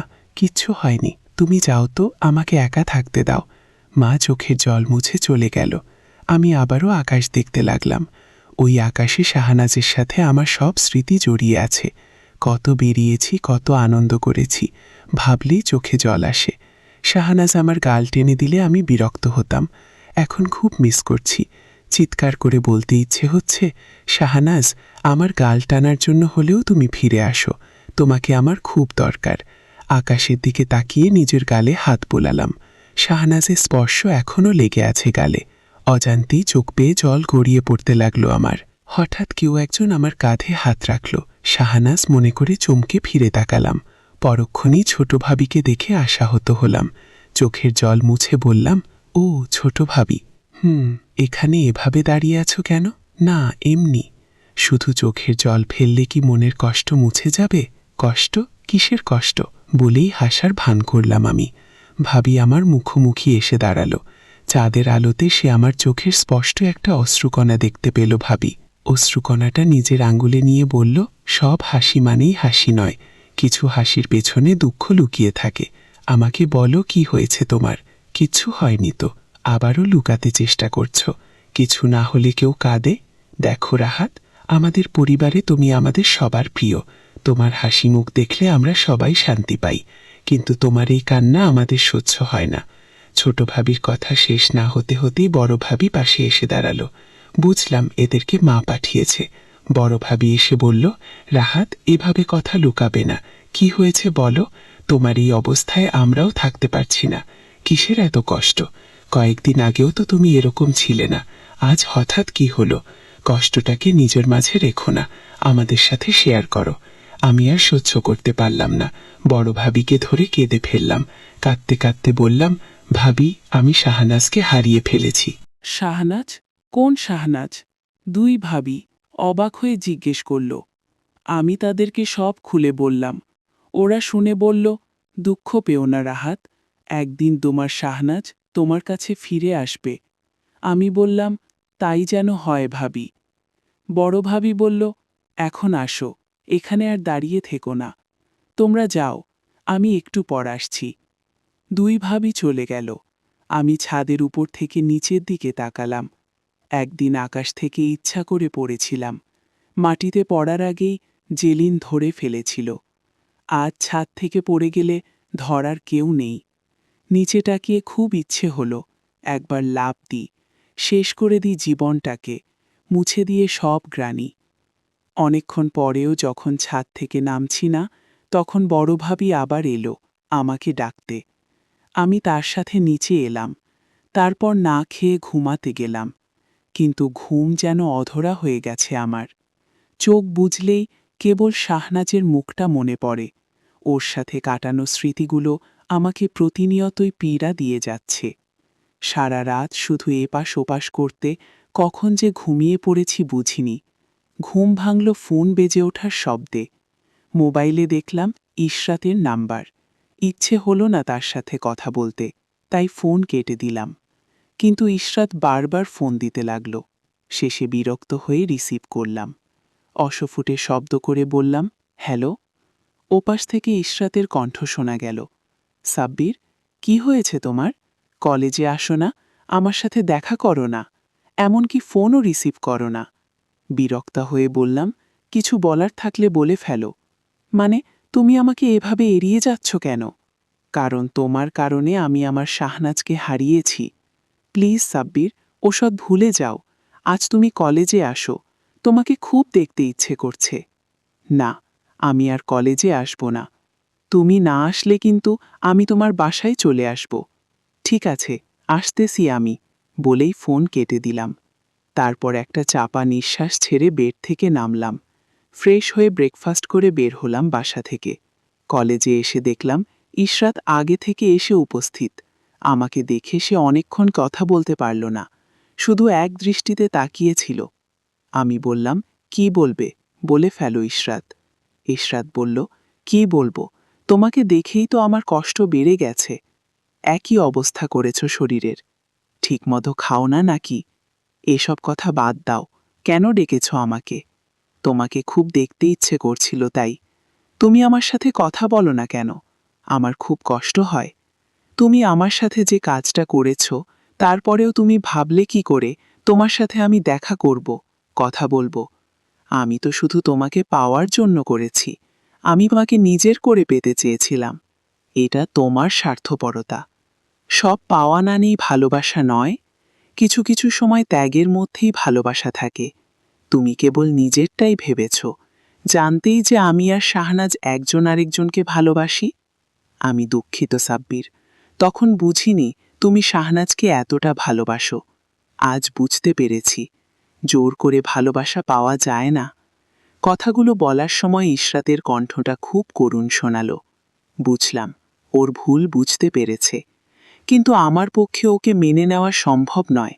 শাহনাজের জায়গায় আর কাউকে বসাতে পারবো না আমি। আর কিছু বলবে? ইশরাতের দিকে তাকিয়ে জিজ্ঞেস করলাম। না, দোয়া করি তোমার শাহনাজ যেন তোমার কাছে ফিরে আসে। যে অন্যায় আমি করেছি জানি তার ক্ষমা নেই, তবুও চেষ্টা করি ক্ষমা করতে। জানি না আর কখনো দেখা হবে কিনা। কাল আমার ফ্লাইট কানাডায়। আপুর কাছে থাকবো, ওখানে স্টাডি করব। কথাগুলো বলার সময় ইশরাতের চোখ দিয়ে জল গড়িয়ে বলল। আমি বললাম, ঠিক আছে, ক্ষমা করে দিলাম। শেষ একটা আবদার করতে পারি তোমার কাছে? চোখের জল মুছে বলল ইশরাত। করো। শেষবারের মতো আমি কি তোমার পাশে হাঁটতে পারি? ইশরাতের কথা শুনে আমি কিছুক্ষণ তাকিয়ে থাকলাম ওর দিকে।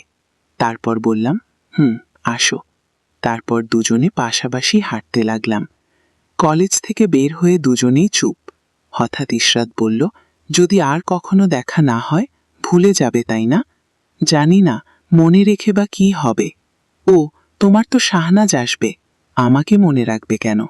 তবে আমিও কখনো ভুলব না তোমাকে। কোনো উত্তর দিলাম না আমি। দুজনেই আবার চুপচাপ হাঁটতে লাগলাম। অনেকক্ষণ পর ইশরাত, এবার তাহলে বিদায়। অনেকক্ষণ তো হাঁটলাম। ওকে, ভালো থেকো তুমি। তুমিও ভালো থেকো, বলে আমি নিজের পথে হাঁটতে লাগলাম। কিছু দূর এসে আবার পেছনে তাকালাম। দেখলাম ইশরাত তখনও দাঁড়িয়ে আছে, এক দৃষ্টিতে তাকিয়ে আছে আমার দিকে। আমি মুখটা ঘুরিয়ে নিয়ে আবারও হাঁটতে লাগলাম। যে হৃদয়ে শাহনাজ সুপ্ত ভালোবাসা জাগিয়ে তুলেছে, সে হৃদয় অন্য কারো নয়, শুধু শাহনাজের। ইশরাতকে বিদায় দিয়ে নিজের পথে শাহনাজের কথা ভেবে ভেবে হাঁটছিলাম। হঠাৎ ইশরাতের ফোন এলো। এক্ষুনি ওকে বিদায় দিলাম, আবার ফোন দিল কেন? কিছুটা খটকা লাগলো মনে। ফোন রিসিভ করতে ইশরাতের চিৎকার শোনা গেল, রাহাত, তাড়াতাড়ি এদিকে আসো। কেন, কি হয়েছে? বিস্মিত হয়ে জিজ্ঞেস করলাম। শাহনাজ এসেছে। কিন্তু কিন্তু কি ইশরাত? কোনো উত্তর দিল না। আমি আবারও জিজ্ঞেস করলাম, হ্যালো? ইশরাত চুপ করে আছো কেন? শাহনাজের কি কিছু হয়েছে? হ্যালো রাহাত, আমি বলতে পারবো না, তুমি কলেজে এদিকে আসো তাড়াতাড়ি। ফোনটা কেটে দিয়ে দৌড় দিলাম আমি। শাহনাজ ফিরে এসেছে। ওকে বুকে টেনে নিয়ে এতদিনের লালিত কষ্টটার আজ অবসান ঘটাবো। তিল তিল করে গড়া স্বপ্নটাকে আবার প্রাণের সঞ্চার করাবো আমি। আমি জানতাম ও ফিরে আসবে আমার কাছে, আমাকে ছেড়ে যেতে পারবে না, আমাকে ভালোবাসে কিনা ওর ভালোবাসায় কখনো আমি ছলনা দেখিনি। অনেকদিন ওকে চোখে দেখিনি, আজ ওকে প্রাণ ভরে দেখে চোখে তৃষ্ণা মেটাবো, মনের কষ্ট দূর করব।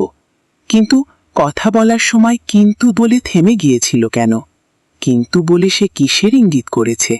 খারাপ কিছু নয় তো? শাহনাজের কি কিছু হয়নি তো? দৌড়াতে দৌড়াতে কলেজের পাশে এসে বললাম, অনেকগুলো লোকের জটলা দেখতে পেলাম ওখানে। ইশরাতও ছিল। আমাকে দেখতে পেয়ে সে এগিয়ে এলো। আমি তাকে জিজ্ঞেস করলাম, আমার শাহনাজ কই? ইশরাত আমাকে আটকিয়ে বলল, ওদিকে এখন যেও না, আগে মনটা শক্ত করো, কারণ যেটা দেখবে তুমি সহ্য করতে পারবে না। মানে সরে যাও তুমি। ইশরাতকে সরিয়ে দিয়ে জটলার ভেতরে ঢুকলাম, কিন্তু যেটা দেখলাম তা দেখার জন্য কখনোই আমি প্রস্তুত ছিলাম না। এটা দেখার জন্য কি আমি এতদিন অপেক্ষা করেছিলাম? যে কষ্ট দূর করতে এসে একটু আগে ছুটে এসেছিলাম, সেই কষ্টটা ক্রমান্বয়ে বাড়তে লাগলো। বুকের ভেতর হাহাকারের ঝড় তুলল। মাটির ওপর হয়ে পড়েছিল শাহনাজের রক্তাক্ত লাশ।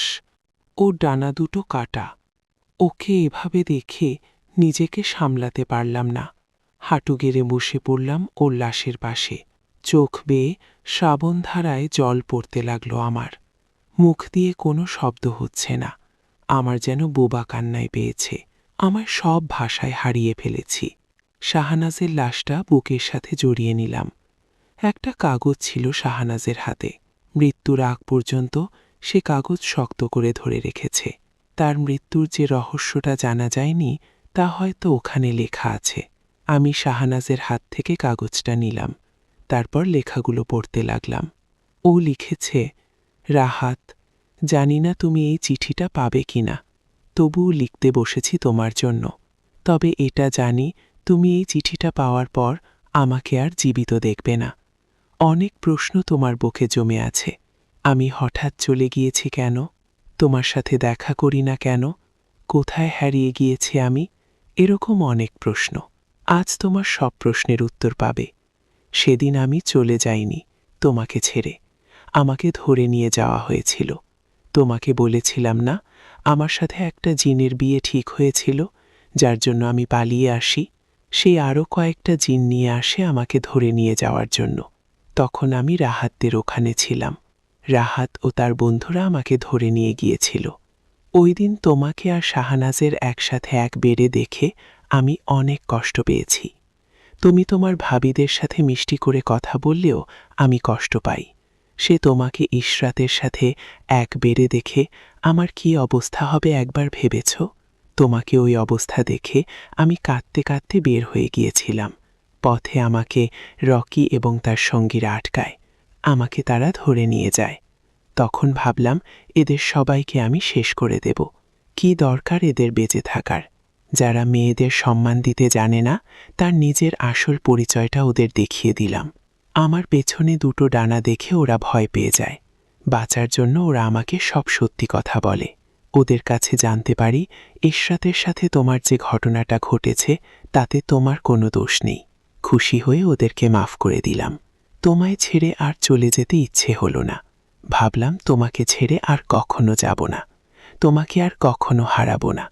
এবার তোমাকে বিয়ে করে সংসার করব। কিন্তু তা আর হলো না। তখন ওই জিনগুলো আসে। তারা রকিদের মেরে আমাকে ধরে নিয়ে যায়।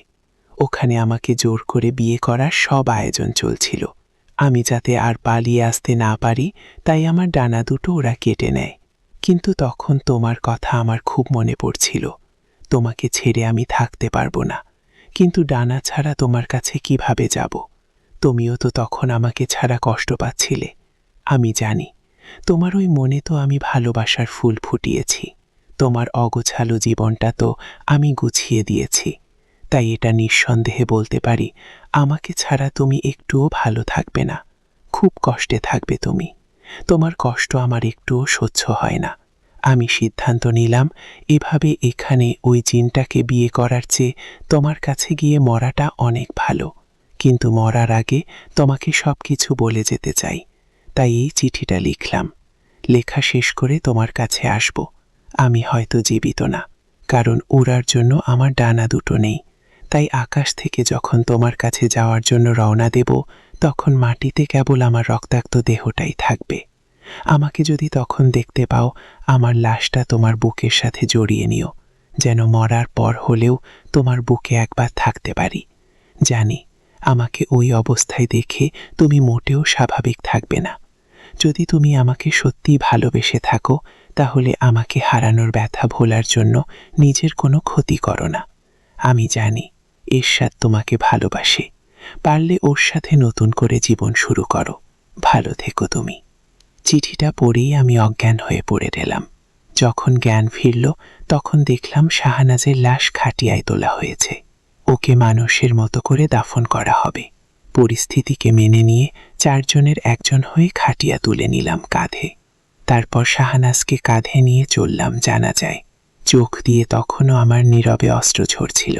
শাহনাজের দাফন শেষে ওর কবরের পাশে সারাটা দিন কাটিয়ে দিলাম। রাতটাও কেটে যাচ্ছে ওর কবরকে জড়িয়ে ধরে। হঠাৎ কেউ আমার কাঁধে হাত রাখল। চমকে তাকালাম পেছনে। দেখলাম ইরশাদ দাঁড়িয়ে আছে। আমি হঠাৎ আবেগে ওকে জড়িয়ে ধরে কাঁদতে লাগলাম। ও আমাকে সান্ত্বনা দিয়ে বলল, চলো রাহাত, এখানে আর কতক্ষণ থাকবে?